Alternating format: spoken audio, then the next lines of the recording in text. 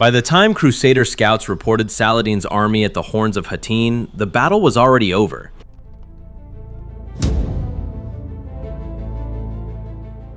If the hidden strategy behind history's most decisive battles fascinates you, subscribe now. What this sand map reveals about the fall of Jerusalem will change everything you thought you knew about medieval warfare. It had been decided in a tent 3 weeks earlier, over a 4-foot square of compressed earth and colored thread that most commanders would have called a sand map, and that a very small number of people would have recognized as something else entirely: a workbench. And the object being manufactured on it was a defeat the Crusaders didn't know they were already inside. Before we walk onto any battlefield in the story, we need to understand what was built in that tent. And to understand what was built there, you need to think less like a soldier and more like someone who's moved a very large, very expensive shipment across hostile territory. Because that is exactly what Saladin's campaign was, a logistics operation, with weapons. The command tent stood at Kafr Sabt in the Galilee Hills in the last days of June 1187. From the outside, it was undistinguished. Dark wool panels, dust-colored rope lines, practical rather than imperial. Inside, the smell was cedar smoke and lamp oil and the dry earth scent of freshly worked sand. 3 oil lamps hung from the central pole. And in the center, where another commander might have placed a throne chair, there was the table. The map table was not elegant. 4 feet wide, raised to waist height, filled with compacted earth brought in by hand from the surrounding hills. Khadim al-Farsi insisted the soil in the map had to match the soil of the ground being represented. Differently colored threads marked roads, river courses, and supply routes. Small carved wood blocks marked army positions. Along the table's edges, pinned with reed sticks, were strips of parchment covered in numbers.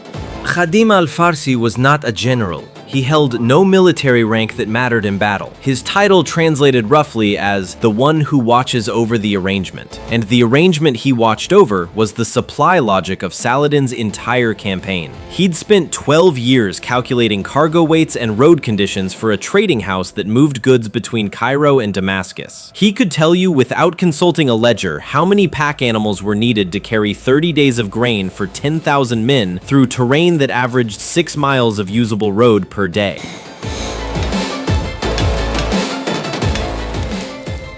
He was exactly the kind of man you'd want designing a battle that didn't require fighting.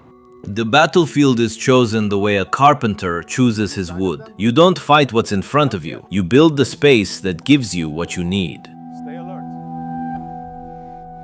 Standing beside Khadim most mornings was Ibn Qasim al-Masri, his quartermaster, newly arrived from the supply trains in Egypt. Ibn Qasim had a gift that made him useful and occasionally miserable. He could hold large numbers in his head and feel their weight the way other men feel the weight of stone. When Khadim showed him the route from Safaria to the plateau called the Horns of Hattin, Ibn Qasim didn't ask about cavalry or formation. He asked one question.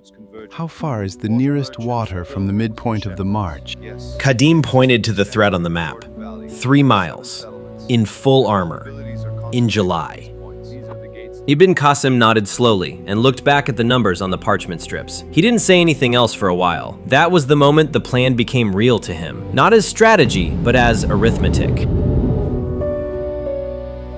The Crusader states in 1187 held an army that was, on paper, formidable. Guy of Lusignan commanded roughly 1,200 knights and 15,000 infantry, among the strongest force the Crusader states had fielded in a generation. They were based at Safaria, positioned near reliable water, experienced, fortified, essentially unbeatable in a direct engagement on ground of their choosing.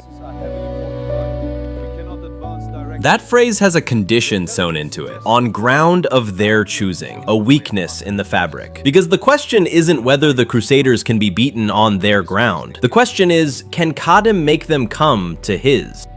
The Crusaders were at Safaria because of the water. Move them away from it, force them across the waterless plateau between Safaria and Tiberias, and the strongest heavy cavalry force in the Latin East becomes a column of men in iron suits, 3 miles from the nearest drink, in July heat that could reach 110 degrees.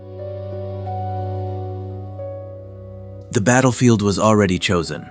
Qadim just needed the Crusaders to step onto it. Which they hadn't done yet. They were still at Safaria, still near their water, and Qadim's plan had at its center a gap he couldn't fill with calculation. He couldn't force the Crusader commanders to make the wrong decision. He could only build a situation where the wrong decision became the tempting one.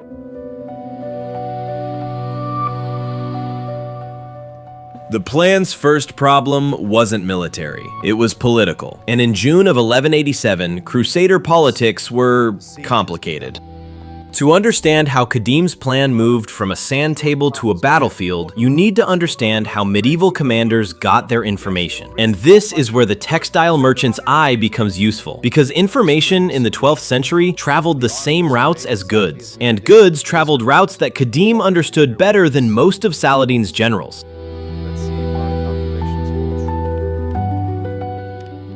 The intelligence network feeding the command tent wasn't a military apparatus. It was a trade network, quietly redirected. Water merchants moving through the Jordan Valley, pilgrims following the roads between holy sites, shepherds whose grazing routes crossed 3 kingdoms without anyone thinking to ask what they'd seen. Qadim had spent 2 years building relationships, not with soldiers, but with people who moved. People who move see things. By the time the army assembled at Kafr Sabt, Qadim could tell you the distance between every spring and every Crusader garrison within 40 miles. He knew which springs ran brackish in summer. He knew the road surfaces, where limestone gave way to clay, where clay got soft after rain, where rocky ground would slow armored cavalry to walking pace. Saladin's army had better market intelligence than most wool merchants in Bruges. This is not a compliment to wool merchants. The centerpiece of Qadim's information, laid out in colored thread, was the water picture. The springs at Safaria, marked blue. The springs at Hattin village, insufficient for a large force, marked blue but smaller. The Lake of Galilee, visible from the plateau, marked blue and then deliberately crossed in red thread, visible, accessible seeming, and 3 miles past the Muslim cavalry screen. The genius of this is worth stopping on. Qadim wasn't simply finding the driest ground and luring the Crusaders there. He was finding ground where water was visible, close enough to see and smell and believe in, but just far enough away that reaching it required breaking through an army first. He was manufacturing thirst, then manufacturing hope, and placing those 2 things precisely 3 miles apart.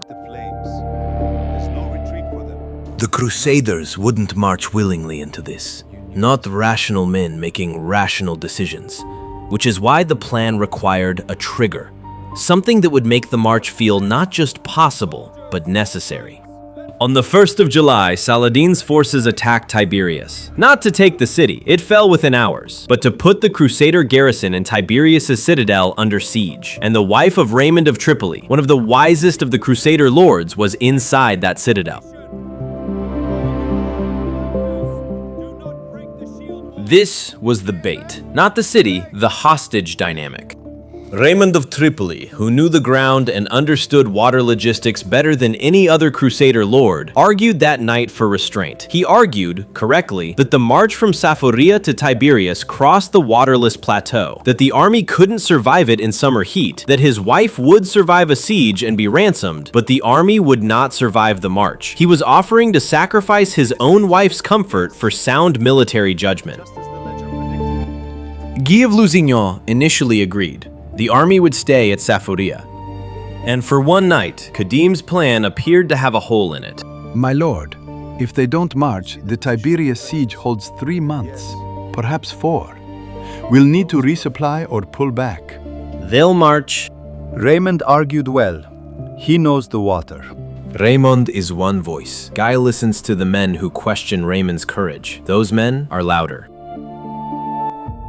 Qadim wasn't wrong. Raymond's caution was read by political enemies as cowardice, or as sympathy for the Muslim cause, since he'd maintained peaceful relations with Saladin for years. By the following morning, the pressure inside the Crusader Council had shifted. The vote reversed. The army would march.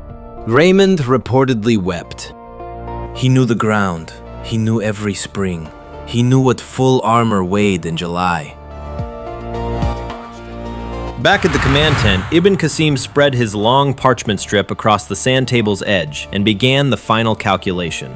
40,000 men, full armor and equipment, 5 miles of march before dawn, across terrain that absorbed and radiated heat. Estimated water consumption, 1 gallon per man per hour of active march, more for the horses. Available water from Safaria forward, none, for the first 9 miles. And then, the Muslim cavalry screen between the plateau's edge and the Lake of Galilee. 3 miles of organized resistance between 40,000 thirsty men and the only water they could see.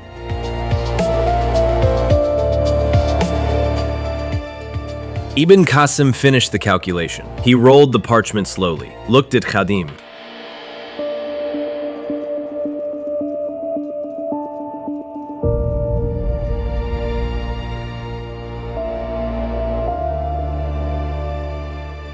He didn't say what that meant for the men inside those iron suits. He didn't have to. The number was complete. The Crusader army left Safaria on the 3rd of July at dawn. They marched in good order, 3 columns, vanguard, main body, rear guard, with cavalry screening the flanks against the harassing attacks Khadim's light horsemen had been delivering since before the sun was up. The formation was professional, experienced. The discipline was, by every account, admirable.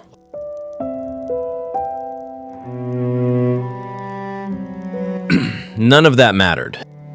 By mid-morning, after 5 miles, the vanguard had reached the plateau. The Lake of Galilee was visible, a stripe of blue in the distance, exactly as Khadim's map had placed it. Close enough to see, far enough away to matter. The cavalry screen was already in position between the lake and the army.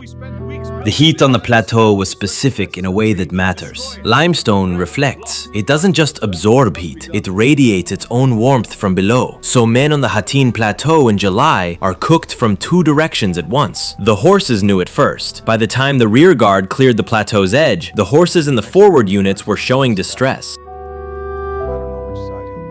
Khadim had positioned himself on the ridgeline, above the eastern edge of the plateau. From there, he could see both the Crusader columns and his own cavalry screen. Ibn Qasim was beside him with the water ledger, though both men knew it was closed now. What remained was the arithmetic playing out on the ground below.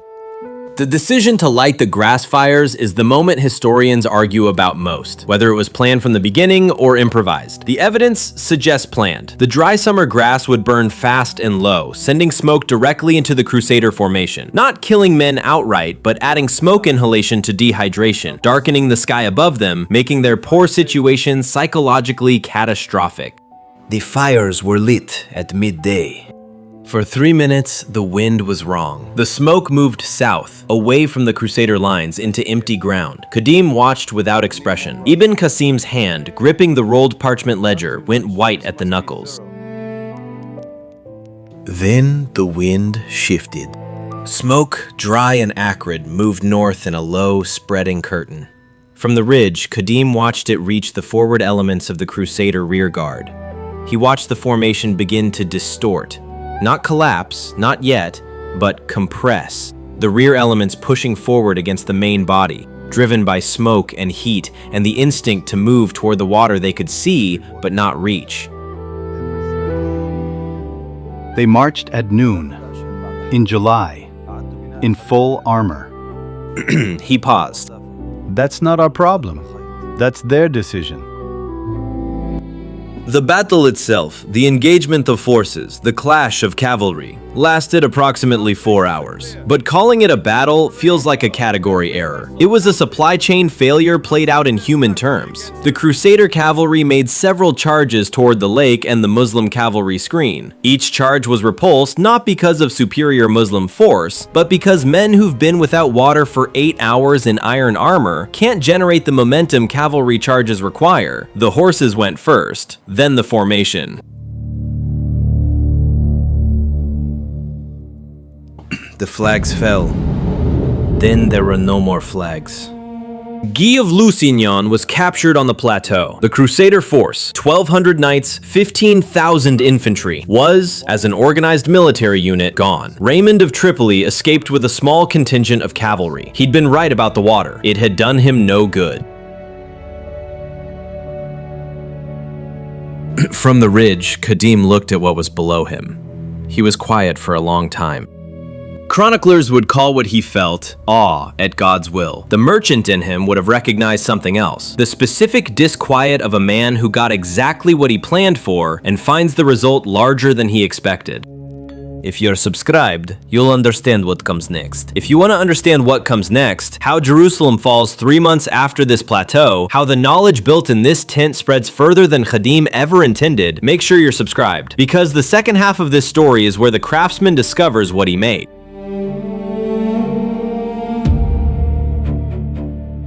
Then Khadim turned and gave an order that surprised everyone who heard it. "Strike the tent, burn the map table." Ibn Qasim looked at him. "My lord, why?" Khadim looked back at the smoldering plateau. The smoke had flattened and drifted east, out over the Lake of Galilee, dispersing over water it had helped deny. Because the next man who learns to build this, I don't know which side he'll be on. 3 months after the Horns of Hattin, Saladin's army accepted Jerusalem's surrender without a direct assault. The city the Crusades had been fought to hold for 88 years was handed over in October 1187 in a negotiated capitulation after a symbolic siege of 12 days. One campaign, one battle, one city. The mechanism that produced it was the work done in a tent over a sand table by a man who thought about warfare the way a merchant thinks about shipping routes. But here is the part the sand table's destruction was supposed to prevent.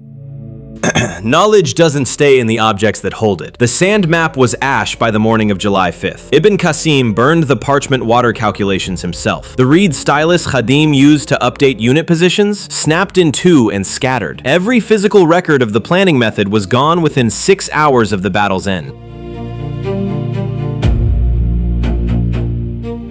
And yet, every senior commander who'd spent 3 weeks in and around that tent had watched Khadim work. They'd seen the intelligence network mapped, the Tiberius provocation designed, Ibn Qasim's water calculation, and understood what made it deadly. You don't watch that process and then forget it. The knowledge was in their hands, not in the parchment.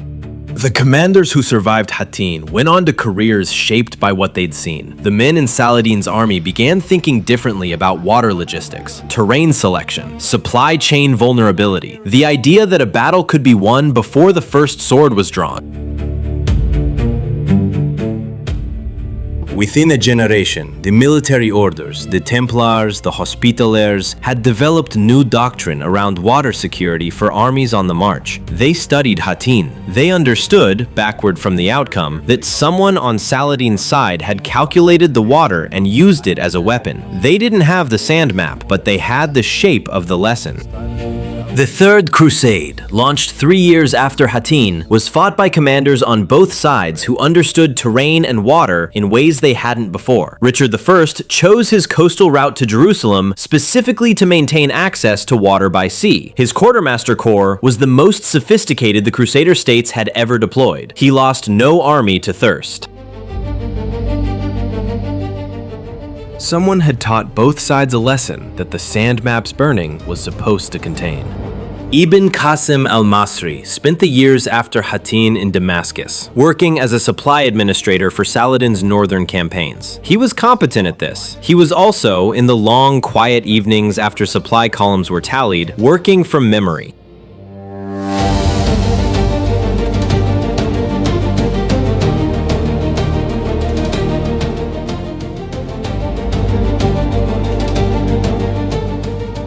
What Ibn Qasim rebuilt wasn't a historical document. It was a method, a way of reading terrain for its water logic, of calculating human endurance against distance and heat, of using the enemy's politics to force them onto ground of your choosing. In Khadim's terminology, a process. The same word a guildmaster uses for a technique that can be taught. And techniques that can be taught, get taught. The question at the center of this story, the one Khadim wrestled with when he ordered the map burned, was whether some knowledge is too dangerous to preserve, whether the tool that works perfectly for one commander becomes something different when replicated, more efficient, more lethal, available to anyone with the patience to calculate water and politics correctly. There is no clean resolution. The knowledge survived anyway, in Ibn Qasim's memory, in the changed behavior of every commander who watched the campaign, in the reformed doctrine of the military orders. The sand map burned. The technique it encoded persisted. The best cloth finds its way to every market. That's the nature of excellent work. You can't sell it only once.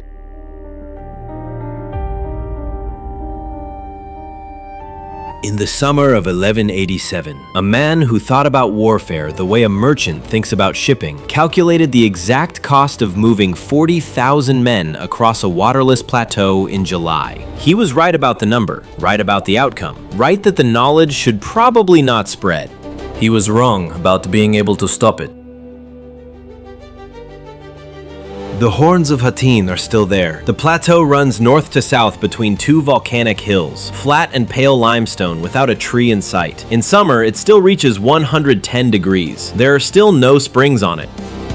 Somewhere under the limestone is the sand from a map table burned 600 years before you were born. The man who burned it was trying to hold something back. The man who watched him burn it was already memorizing the distances.